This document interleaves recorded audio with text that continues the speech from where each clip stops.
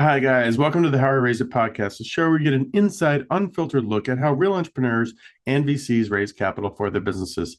I'm your host, Nathan Beckert, and today's episode is with Jack Kuveke of Jabroni Capital and RaiseYourSeed.com. Jack is a really amusing character, and he's had a really interesting background, including doing an ICO, if you remember what those are, and then raising capital for Huddle. We talk about the three stages of fundraising, including prep, momentum, and closing, with tips for each stage. A lot of good stuff. If you're tuning into this podcast to learn how to raise capital for your business, be sure to check out Foundersuite.com if you're a startup, or Fundingstack.com if you are a VC or advisor, to get an awesome collection of tools for raising capital. It includes a massive investor database, a CRM to manage your raise, a virtual data room to run due diligence, plus pitch deck hosting, investor updates, email tools, and much more. Last but not least, if you enjoy this conversation and think someone else would too, please share it with them and hit that subscribe button to get all our latest episodes. Thank you. Now sit back and enjoy this chat with Jack. Welcome to How I Raised It, the podcast that goes behind the scenes with entrepreneurs who've raised capital. We uncover the tips, tricks, and techniques they use to get investors to write a check. Strap in and turn it up. Hi, welcome to another episode of How I Raised It, produced by Foundersuite.com and Fundingstack.com. Today I have Jack Kuveke of Jabroni Capital and RaiseYourSeed.com coming to us from Manhattan. How's your day going? Things are going great, Nathan. Thanks for having me here.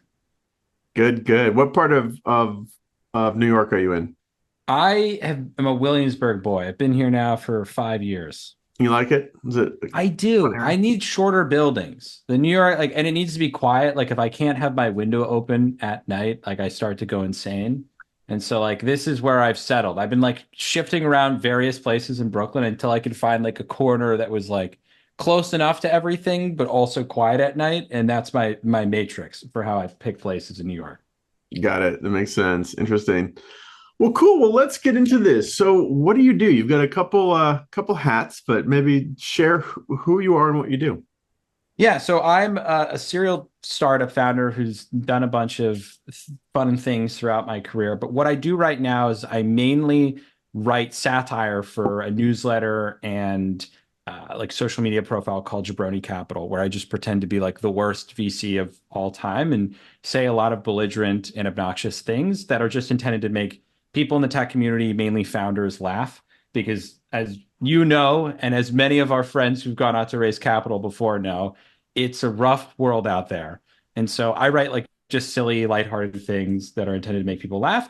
And then secondarily, my day job and how I pay the bills is I work with early stage startup founders, typically pre-seed and seed, to help them raise money. In the past year, I've helped people raise right around $120-ish million, mainly through pre-seed and Series A, but mostly focused on pre-seed and seed.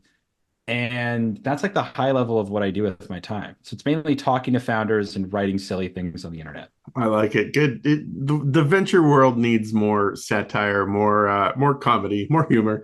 I agree. I was feeling for months, because I've been doing this whole fundraising coaching thing for a while now. I had a couple of startups of my own, and then about a year and a half, 2 years ago, I was I got to go back to doing my own thing. I was running growth at a fintech company. I was I can't work for anyone. I have to find a way to pay my bills. And I fell back into this whole fundraising coaching thing that I'd done on the side for friends and other founders who are raising. They would just naturally come to you if you would raise money. And so I fell back into this. But the big thing I kept feeling for 6 months of going at it was I needed levity. It's the self-seriousness of VC and tech was just so exhausting that I was if I don't find a way to laugh more while I'm doing this, I'm going to go start moving gravel, where I can just yell at my friend who's also moving gravel with me. I'm that would be more fun at this point. So the levity kind of naturally came and found me. So I'm not super active on Twitter, but one of my favorite, when I go in, I love the VCs congratulating themselves tweet thread, which is so good. Oh, shush. You're not behind that, are you? No, I am not the one behind that, but I know a couple of people who are associated with it, and they absolutely nail it. Which, again, VCs just make it so easy that it's just it was the most brilliant, simple idea, and every time you see an account like that, you're damn it, why did I not think of that? That's genius. Yeah, yeah.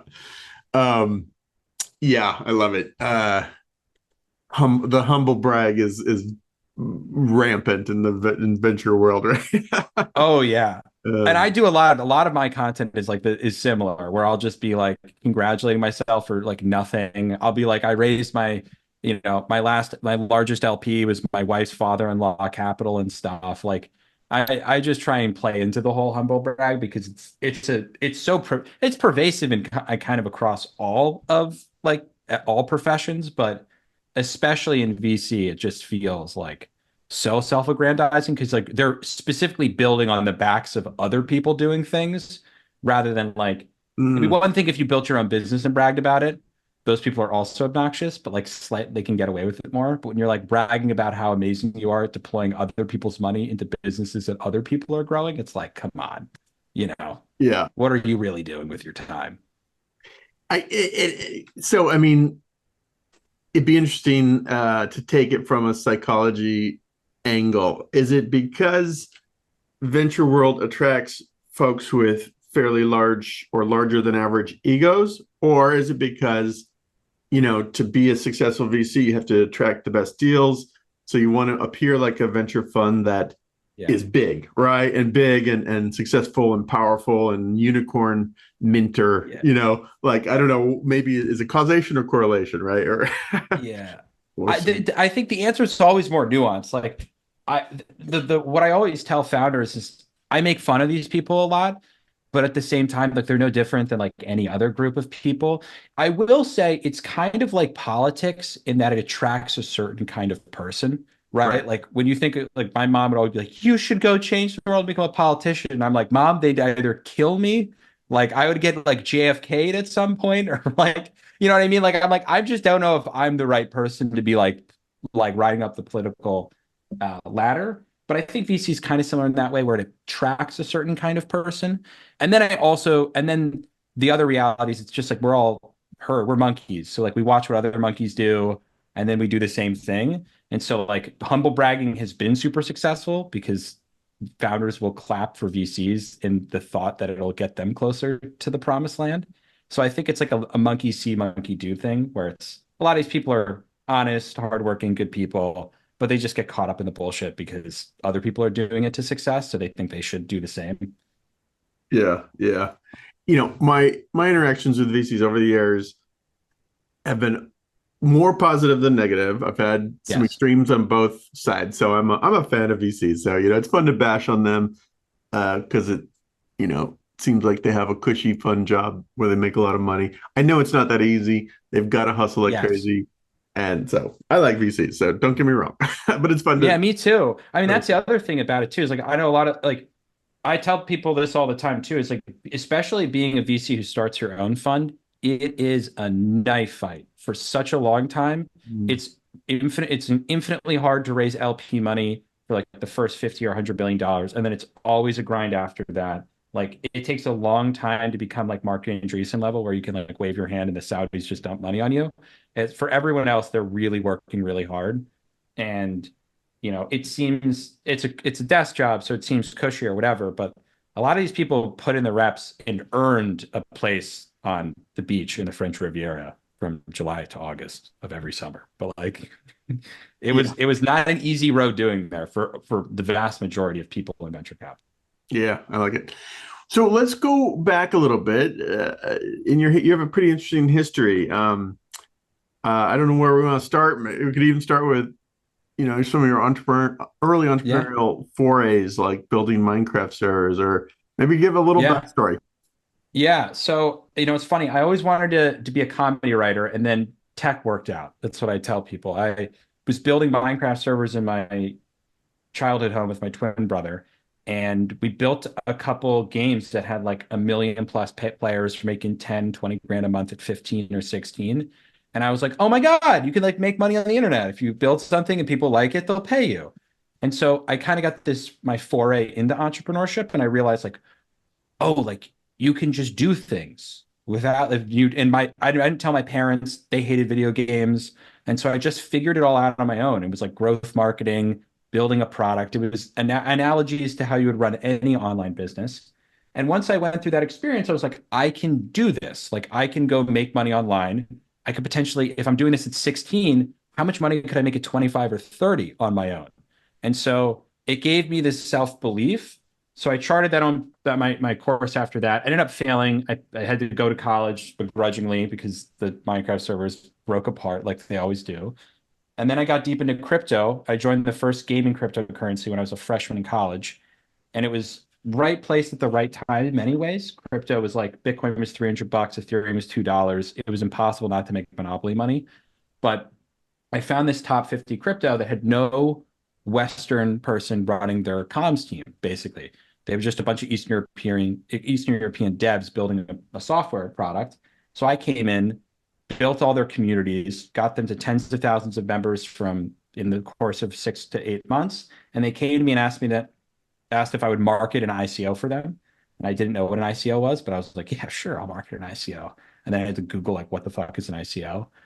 And so we went out to raise a crypto. For anyone who doesn't know what it is, I remember it when it was hot for a minute, but why don't you define what an ICO is? Yeah, an ICO is an initial coin offering. So it's a way for cryptocurrencies to raise money for their cryptocurrency. So before, most cryptocurrency were just started as grassroots projects. People go buy them on exchanges. The value goes up. This is like, we're going to raise $20 million from investors. We're going to mint 100 billion tokens. Everyone's going to get proportional amount of tokens to the amount of money that they gave us. And then if the project succeeds, you'll make a lot of money. So like Ethereum was an $18 million ICO back in 2014. And then they went on to be worth hundreds and hundreds of billions of dollars. So people made out pretty well. So I went out my sophomore year and marketed a cryptocurrency ICO called Game Credits. And at the end of my sophomore year, we raised the largest ICO of all time, at least at that point in time. It was $53 million almost overnight. And all of a sudden, I was a 19-year-old with monopoly money working for this cryptocurrency. It was like a top 20 coin. And so I dropped out of college, moved to Belgrade, Serbia, where we had a team of 150 engineers.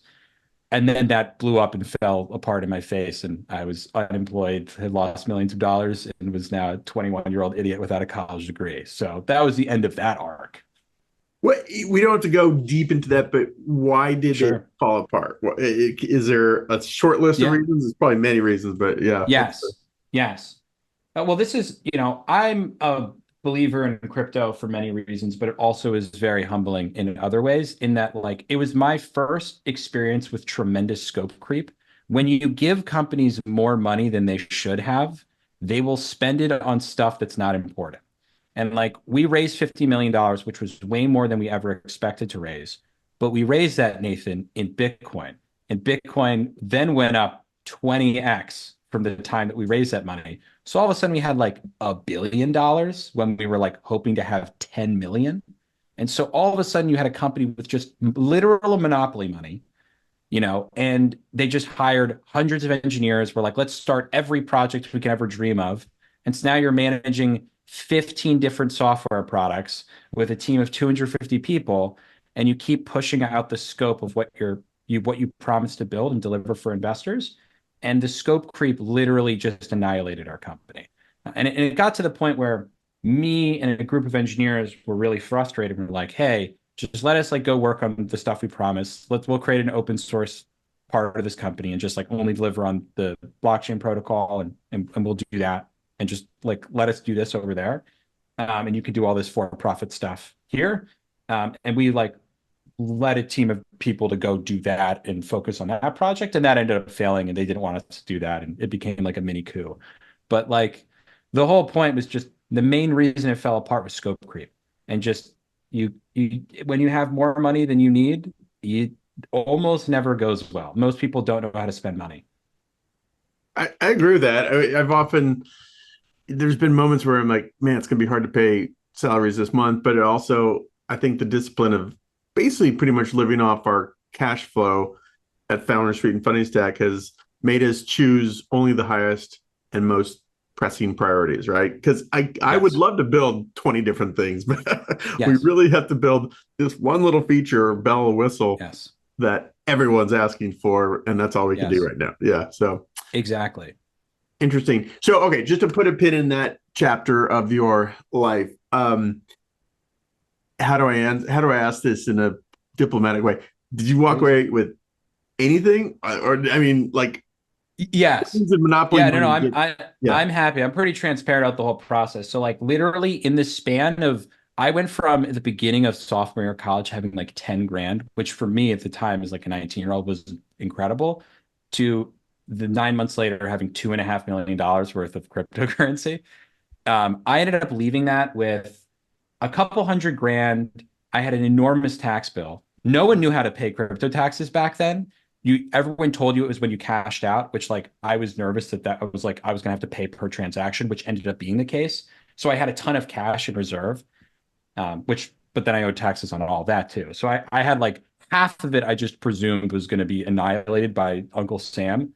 So I had a huge tax bill. Cryptocurrency losses came out. So like at my bottom of the valley, then crypto crashed. I think I left with like 80 grand at the end of it. Like after I paid out all my dues, I got like cease and desist letters from the company that I was working for because they told me not to like do an AMA answering investors' questions and shit. It was a whole nightmare. And then thankfully things have gone very well for me in the last like 5-ish years. So I've made a lot of that back, but like there's a different scenario where I actually have a VC fund that's 100% of my money and I own an island. But unfortunately, now I just have like a good nest egg for a guy in his mid 20s. Got it. Funny. Wow. Interesting. There's wisdom in that experience somehow, I'm sure. Yeah, I mean, listen, the Harder. other thing is just like that I'll say is that, another thing I realize is when you're young, it's almost impossible to make prudent financial decisions because you have no experience and like you haven't been burned ever. I'm I literally had to get burned in order for me to learn a lesson. And now I know how to make money, which is cool. But if I hadn't fucked up so hard, then I would have really messed up in the future. So I'm in many ways kind of grateful that it happened then when I had literally nothing to lose and everything to gain. Yeah. Good. All right. Well, we'll get to the present, but what else should we talk about from you want to talk about working at Antler a bit, or what else is interesting from your past? I would say like, you know, I think the thing that's maybe more relevant is like the how I raised it. So I worked at Antler briefly, which is a startup accelerator, which was a fun experience, but I never really wanted to be a VC. And the accelerators really don't pay very well. It's a lot of work and effort. And like, I was like, this isn't going to be I can't do this for very long. So I ended up quitting that and started a company called Huddle, which was, my first foray into raising venture capital. And that was like the most eye-opening experience because it was a classic. I quit my job and now I'm like, all right, I've sold some Bitcoin. We gotta make this thing either profitable. We gotta raise some money in the next 6 months. And so my co-founder was also having a second baby at the same time in like the next 2 months. So we were like, we really got to raise money. And so we went out. So I quit my job at Antler in August of 2020. And at the same time, we're going to go out for a fundraise and like, we got to start figuring this out now. And it was over the next 4 or 5 months that we like really hustled putting together a competitive fundraise. But it was like a knife fight. We had 50 or 60 meetings that literally went nowhere. We raised $0. And it was like 3 or 4 months of raising money to raise 50 grand. And then another 3 weeks to raise $2.5 million. But it was like that I think is probably more interesting and relevant. And like the experience of like, how did you figure out to fundraise when you have no friends that have raised institutional capital? You don't know how people are going out and getting the attention of investors. And how do you ultimately present something that makes investors excited about what you're doing and is like fits into the narrative of the VC ecosystem at the time? I think that was probably the most interesting of the experience that happened between, crypto and what I'm doing now. Today. Quickly, what did Huddle do, or what does Huddle do? And then what did you learn? Or, it sounds like you had, pushing the rock up the hill for many months. And then finally you start to get it rolling. Yeah. So Huddle was doing small group video calls for brands and influencers to sell products. So it was like, are you familiar with what Tupperware parties are? Like how Tupperwares got distributed throughout the United States is like moms would host little lunches with their friends, and at the end they'd put their food away in Tupperware and go like, "Oh my God, our food will soil, but like let's use these Tupperwares." And hundreds of billions of dollars worth of Tupperware was distributed through this model. It was essentially a multi-level marketing system, but it really worked. And so we came in and we're like, we're going to use small group video calls for these experiences. So like beauty companies, pizza companies, anyone that has a product that's like passion oriented, can you have these experiences like a beauty workshop or a pizza cooking class, and then sell products through context through these experiences. And so we were working with a bunch of small brands. We were working with some larger brands like Smashbox, which is owned by Estee Lauder, and some bigger beauty brands who around the time of the pandemic were trying to distribute their product through video calls and engage their customers outside of retail locations, which were primarily shut down for the pandemic. And so that was the company we're doing. And we were just hosting these small group video calls, hacked together on Zoom, Zapier, Squarespace, building our own video product, but like using whatever off-the-shelf tools we could to host these experiences in the meantime. And brands were buying it. And we were getting decent traction, like hustling and DMing people on social media. And once we had enough traction, some big brands signed up, and like a CTO was actually building a very talented CTO building like a video product. Then we were like, we need to go raise money. And the big thing we learned was like, the first month we had to just simplify our pitch. So we just did like what I call pitchapalooza, which is we did 20 pitches with friends, family members, founders, and then like aunts and uncles, people outside of the tech world, and just pitched 20 people in the span of 48 hours, so that everyone had to be able to repeat what we did back to us in the simplest terms possible. And so then at the end of that, we got a pitch deck that was like literally 100 words that only used big, bold sentences that had key figures on it, but an investor could read it in under 60 seconds and just say, yes or no, I want to meet with you. And Love so it. Once we had that narrative, our pitch started converting. Like I would DM investors at like cold DM Connie Chan at A16Z, and then she would respond and get on the phone with us. Like that pitch deck and that narrative really started to work. And so we started to convert cold outreach and get a ton of meetings booked from cold outreach. So from September, that was the beginning of September of 2020, through November or mid-October rather, we had probably 50 or 60 pitches through some warm introductions, but almost all cold outbound, like really using like clever, crazy messages to DM, Twitter DMs, LinkedIn, email to get people's attention. And then once we had them on the phone, we would give a what we thought was a good pitch. But the main learning was there was no urgency. And so they knew that. And so they're talking with us and like, these guys can hustle and get on the phone, but like, if we just wait them out, we'll get a better valuation. And there's no incentive for us as an investor to have to say yes to these people right now. And so that was the biggest learning we had for the first half of the fundraise. Let me pause there because I think that's interesting. So I love this kind of boiling your pitch deck down to 100 words, 60 seconds, but that's the pitch deck, but there must have been some magic in your outreach. And so let's dig into that a little bit more. And you can take it in when you want. Actually, I'm going to ask you. So what was the email message subject line looking like? You might not remember exactly, but in broad strokes. And then it sounds like you're also hitting them on other platforms. So maybe talk about strategy and content of the cold outreach message. Yes, I'm all about this. So I hate long subject lines. So my rule for subject lines, it has to be 4 words or less.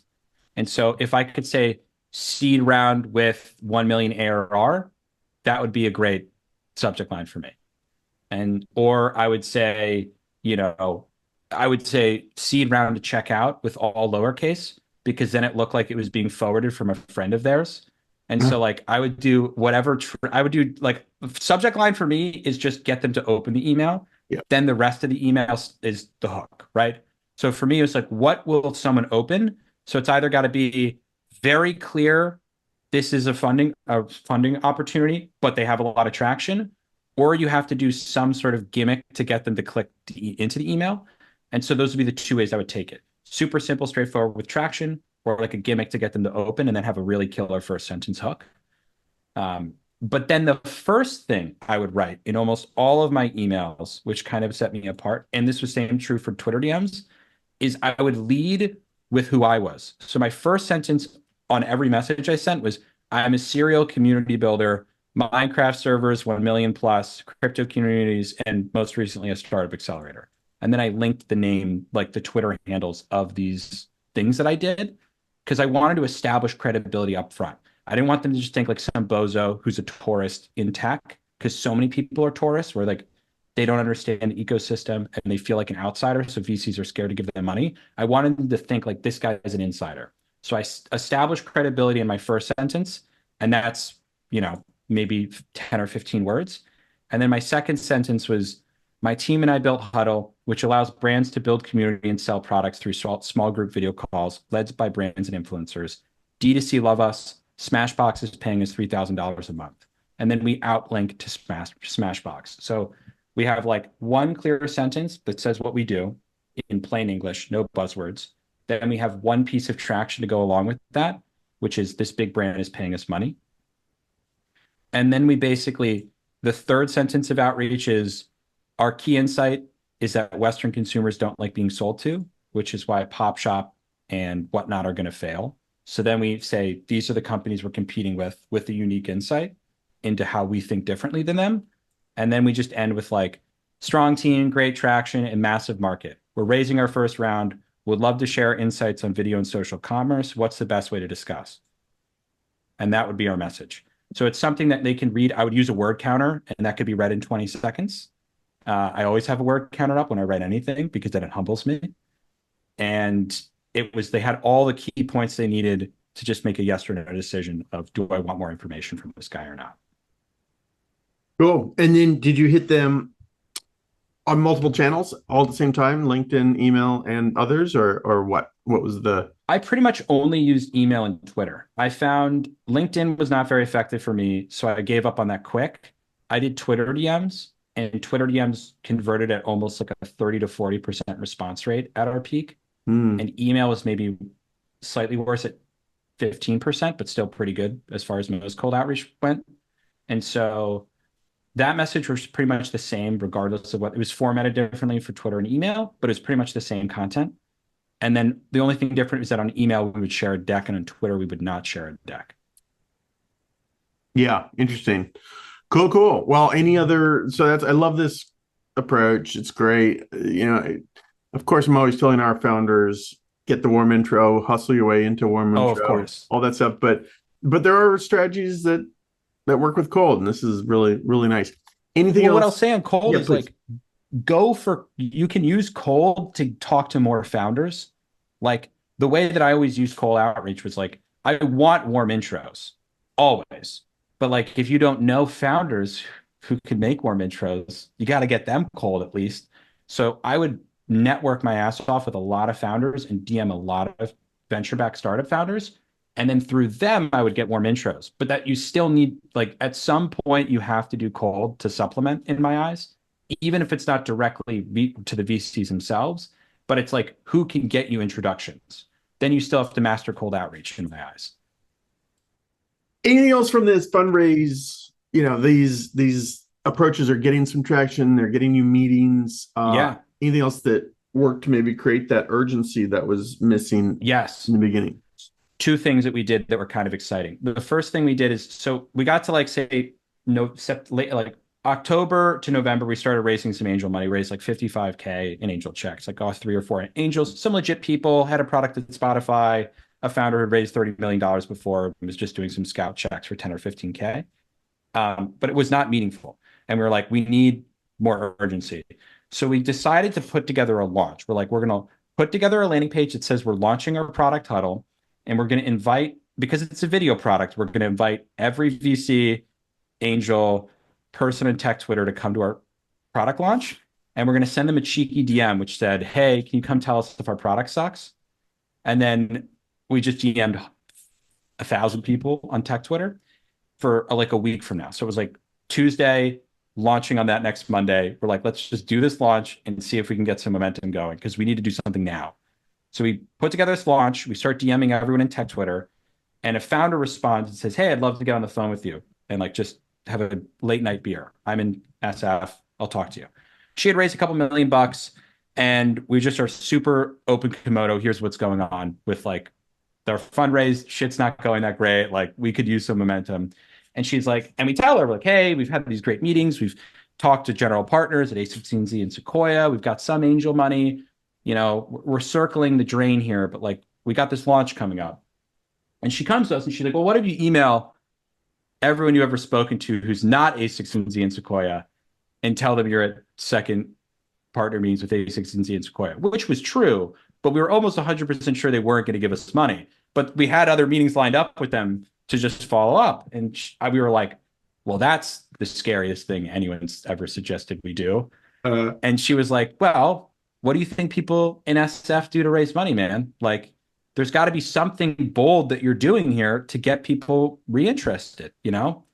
And so that night, we get off the call. It's like midnight for us. She was in SF, so it's like 9 p.m. for her. And we just go send 50, 60 emails in the middle of the night with no subject line, literally just like the parentheses, no subject, no punctuation on emails. We say, hey, we're in second and third partner meetings with A16Z and Sequoia. We've got a launch on Monday. Should we catch up? And we go to bed and we wake up and we had like 40 yeses overnight. 40 and yeses to take a meeting or catch up. Yes. So re-engage all these people. So once we re-engaged all of them, then we're like, oh shit, we've got like literally 40 meetings next week. What can we do now? So then we went to all the best founders we knew who we had not asked for introductions yet because they're too successful. There's like, you know, they had no reason to help us yet, you know? So we went to these people and we're like, hey man, remember when we said we were like kind of still figuring things out? Well, we have all of this momentum next week and we're still looking to talk to like these 10 or 15 top firms. And so then we got the best heavy hitters in our network who knew, they saw that we had momentum and we were like, yeah, man, shit's on. Now's the time to push. And then they made all the best they made a bunch of introductions, which basically, if someone who's raised $100 million makes an introduction for you, it's probably going to convert. And so then we got all of our best intros to convert that day. And so when we got into the next Monday, we were literally back to back. And then we had this product launch going on as well. So it was like product launch momentum. Everyone had heard about us because we DM'd all of them about our product launch, or their friends had shared our product launch in a Slack community of VCs or whatever. So all of a sudden it seemed like, wow, these Huddle guys are having a hot moment right now. We should take their call. And it was, we manufactured urgency in that fundraise. And that 100% worked. We got a lead term sheet for $1.5 million that week. We used that to pit against other investors, and then it increased the term size and ended up right around $2.5 million 2 weeks later. That's amazing. It's I give this talk called Funding Hacks, and I even paused like halfway through, and it's like, if there's anything you remember from this hour-long talk, it's your job to get momentum going for your deal. Right? That's like the line I've said 1,000 times, and that's a great example of one way to get momentum going for the deal and to manufacture it, which you know, I think you have to do sometimes. Interesting. All right, what else? So that's really, really good. Anything else from that fundraise? Any other takeaways, or is there a postscript to the Huddle story? I'm not too familiar with what happened at Huddle. Yeah, so we ended up, so we get to the end of that. I think that the general takeaway from the fundraising story was like, what we learned is that there's basically 3 stages of fundraising.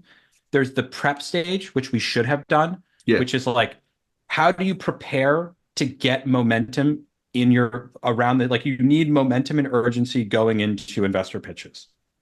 So how can you prepare for whatever amount of time that you need, 2 months, 3 months, 4 months, 5 months, whatever it is, so that you line up as many investor pitches as possible over a short period of time. And this is ideal. A lot of people will struggle to do this, but like, this is the structure if you're going about it like in the most idealistic possible way.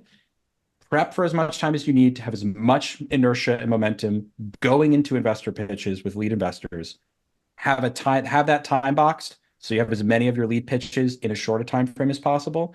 So you increase the likelihood someone will say yes, and that you can say no to more people, and that you can actually be busy and be like, hey, that doesn't work for me. I've got 10 pitches today. And then once you get your lead term sheet, it's like, how do you close it out? Like the stage 3 is closing the round. You have most of the money committed, but don't get lazy. Get the more exciting investors. Now that you have the round de-risked, get any like fancy Series A or Series B angel investors or scout funds on the cap table to close out the round. So you can set yourself up for success later on. So I think that was a key takeaway. What ended up happening to Huddle was we pivoted to learning because all of our customers were coming to these calls to learn and they're buying products in context, but like they really cared about like the activities or the passions that they were doing. And so it became a learning product that was doing like small group video calls for group instructors. And that's actually how we got into fundraising. We started our fundraising workshop, worked with a couple hundred founders there and helped people raise a bunch of money, just like pro bono through our own video product. And then like that was turning into a fairly niche business. And so I ended up leaving the company. My co-founder went on to pivot and for something completely different that's doing much more successful and much more revenue and is overall a better business. And that's what ended up happening to Huddle. Yeah, interesting. One more question about that experience. I think you said this a few minutes ago where you got that term sheet and then you kind of leveraged that to get either more term sheets or more capital or better valuation. Maybe talk about that, how you take one and use that to springboard up, level up. Well, yeah. So this is why it's really valuable to have lots of meetings already lined up.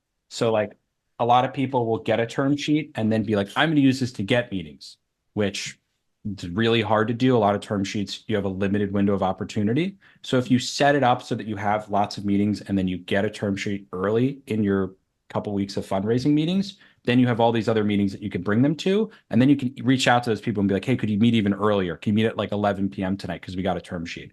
And so generally speaking, what we would do is what we did was we really liked the investor who gave us the term sheet. So we actually wanted to work with them, but the terms weren't as great as they could be. We weren't going for any like, hey, let's go raise a $25 million valuation for our first round. But we're like, let's try not to sell more than 15 to 20% of the company, worst, like no more than 20%, worst case, but like, let's get a full 24 months runway. So we ended up basically using that to go into, to get more pitches, to bring on a couple other really like big name angels. And then we went back to that same firm that gave us the terms and we're like, hey man, we'll sign right now. We've got all this other stuff. We just got this angels. We've got all these other meetings, but we'll say no to them right now if you just accept this offer.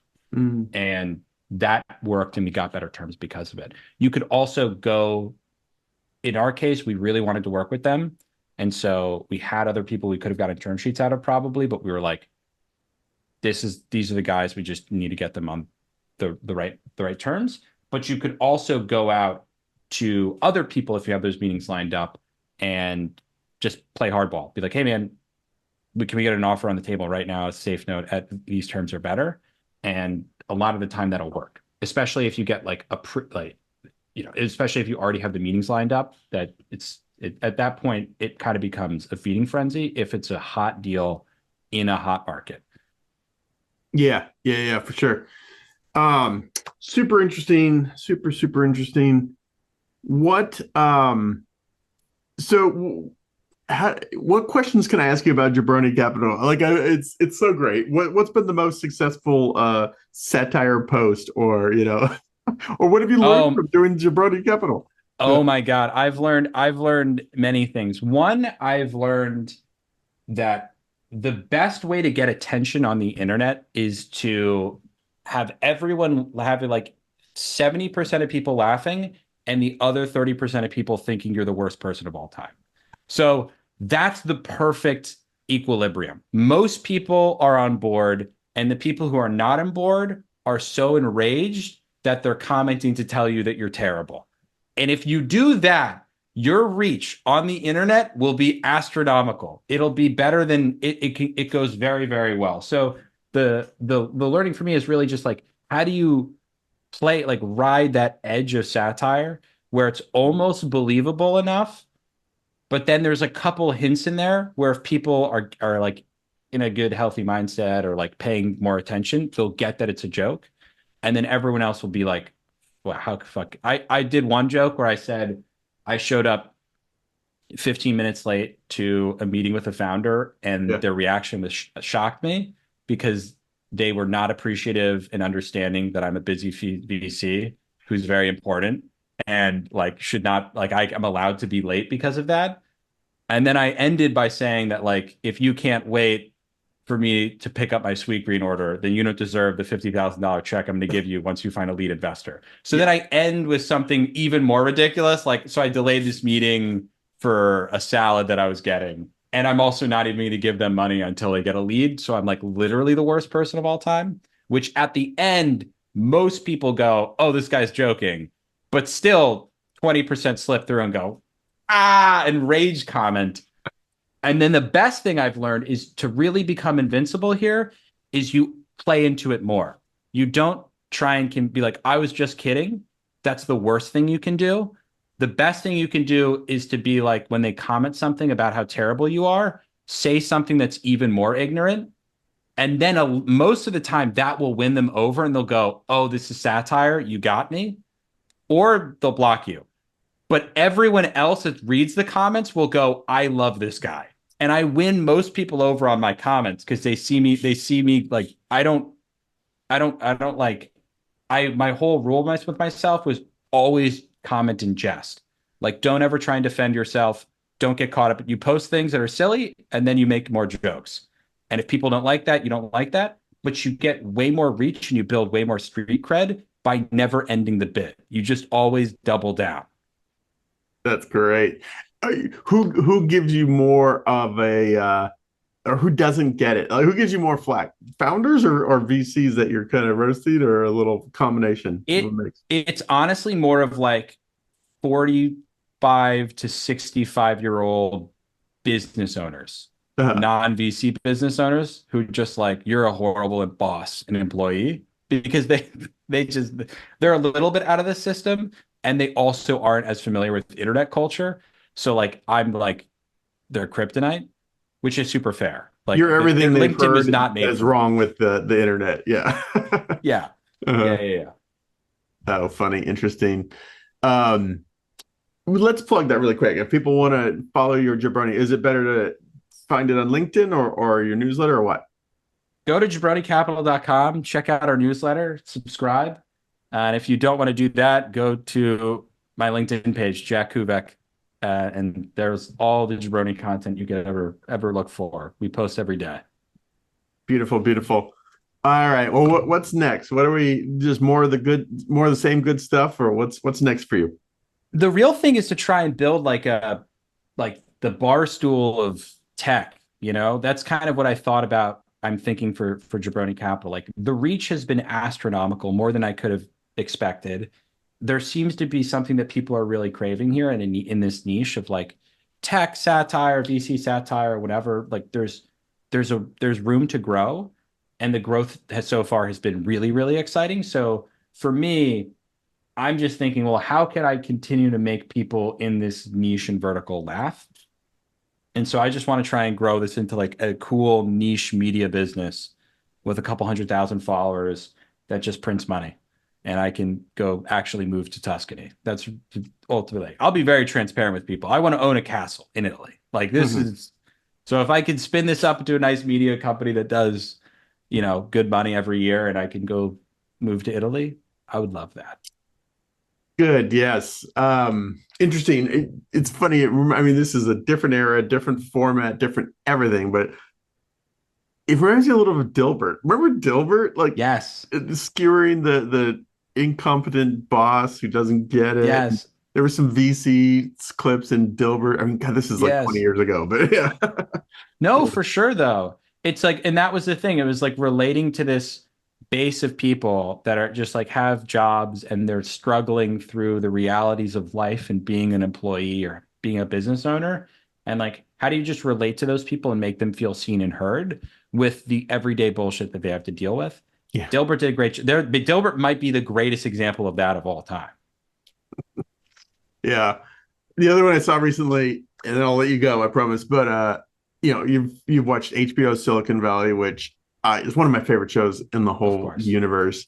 And someone, I can't remember, I should give him credit, did a LinkedIn post on what all those guys would be doing today, right? If the show had continued. It was freaking genius. I reposted it on LinkedIn. I can't remember the guy who wrote it, but it was just great. You know, so you could be a comedy writer for the reboot of Silicon Valley. Maybe that's That, fingers crossed. That would be a hell of a lot of fun. yeah. Cool. All right. Well, thank you, Jack. This is super fun and interesting. RaiseYourSeed.com. People want to learn more about your services. Jabroni Capital. People want to get your newsletter. Anything else I'm forgetting or missing? No, that's all. Thank you so much for having me. This was a blast. Likewise. We'll get you on after you get your syndication deal. Oh, yeah. Hear what's going on then. All right. Yeah, I'm going to come back in sunglasses and be even more of a worse person. Yeah, exactly. All right. Thanks Over again. and out. Thank you. Bye. Bye.